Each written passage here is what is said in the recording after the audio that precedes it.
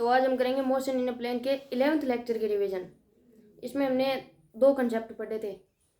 सबसे पहला था कि जब हम किसी मूविंग फ्रेम से कोई ऑब्जेक्ट को ड्रॉप करेंगे तब जस्ट ड्रॉप करने के बाद उसकी वेलोसिटी और एक्सेलरेशन क्या होगा, और उसके थोड़ी देर बाद किसी टी टाइम पे उसके वेलोसिटी और एक्सेलरेशन किस टाइप से वेरी करेगा।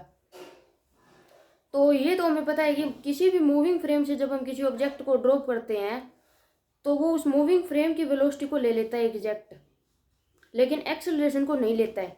यानी मूविंग फ्रेम की जो भी वेलोसिटी है वो उस ड्रॉप करने वाले ऑब्जेक्ट के पास आ जाएगी ड्रॉप करते ही।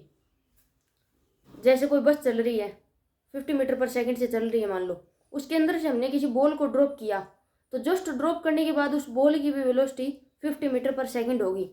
अब जनरली होता क्या है कि ये हॉरिजॉन्टल प्रोजेक्टाइल का केस मानते हैं हम कि किसी मूविंग फ्रेम से जब किसी ऑब्जेक्ट को ड्रॉप करते हैं तो वो हॉरिजॉन्टल प्रोजेक्टाइल का केस हम लेते हैं।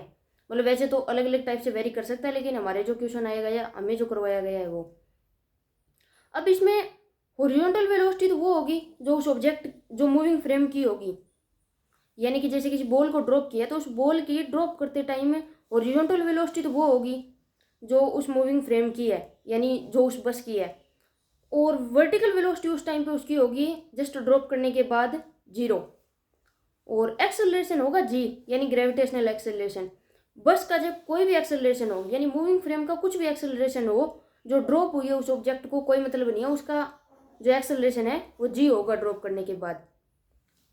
जब तक वो नीचे लैंड नहीं करेगा तब तक उसका एक्सेलरेशन जी ही होगा।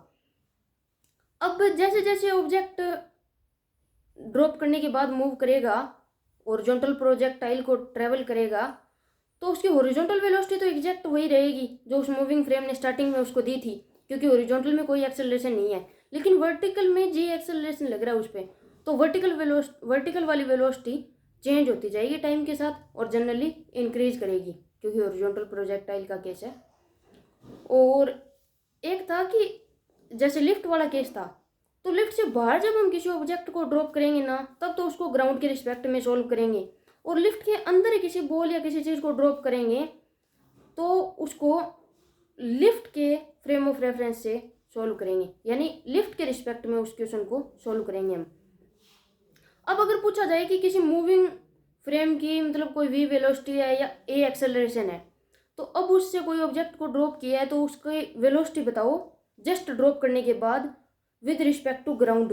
तो विद रिस्पेक्ट टू ग्राउंड तो वो होगा जो उस मूविंग फ्रेम की है, लेकिन अगर with respect to moving frame पूछ लिया जाए तो मूविंग फ्रेम की भी वही वेलोसिटी है और वही उसने उस ड्रॉप होने वाले ऑब्जेक्ट को दे दी ड्रॉप करते टाइम, तो मूविंग फ्रेम के रिस्पेक्ट में उस बॉल की जो वेलोसिटी है वो 0 होगी। और एक्सेलरेशन जो बॉल है या जो ड्रॉप की है उस ऑब्जेक्ट का तो जी होगा, और वो बस या लिफ्ट जो भी है उसका हमें पता होगा, ये क्वेश्चन में दिया होगा। तो अगर हमें बॉल का acceleration with respect to moving frame या विद रिस्पेक्ट टू ग्राउंड पूछ लिया जाए तो हम बता देंगे। और उसके बाद एक केस आता है कि कोई रेगुलर शेप पे मतलब जैसे ए बी सी 3 पर्सन है, वो किसी एक इक्विलेटरल ट्रायंगल के 3 कॉर्नर पे बैठे हैं, डी साइड का इक्विलेटरल ट्रायंगल है। अब वो तीनों एक दूसरे की तरफ भाग रहे हैं, तो वो कब जाके मीट करेंगे यानी कब मिलेंगे वो। तो इसमें ये नहीं कि तीनों एक दूसरे की तरफ भाग रहे हैं, इसमें जैसे इक्विलेटरल ट्रायंगल पे हर कॉर्नर पे ए बी सी पर्सन भाग रहे हैं, तो ए बी की तरफ भागेगा, बी सी की तरफ भागेगा और सी ए की तरफ भागेगा, इस टाइप से भाग रहे हैं वो। तो अब ये कब मिलेंगे, इस क्वेश्चन को सोल्व करने के लिए टाइम निकालने के लिए होता क्या है कि रेगुलर शेप जो भी हमें दी हुई है उसकी साइड डिवाइड बाय किन्हीं 2 पर्सन के बीच में जो भी वेलोसिटी उनके डिस्टेंस को कम करेगी वो। यानी कि होता क्या, जैसे इक्विलेटरल ट्रायंगल का एग्जांपल लेते हैं। इक्विलेटरल ट्रायंगल है डी साइड का, उसके तीनों कॉर्नर पे ए बी और सी पर्सन एक दूसरे की तरफ भाग रहे हैं, ए बी की तरफ भाग रहा है, बी सी की तरफ भाग रहा है और सी ए की तरफ भाग रहा है। अब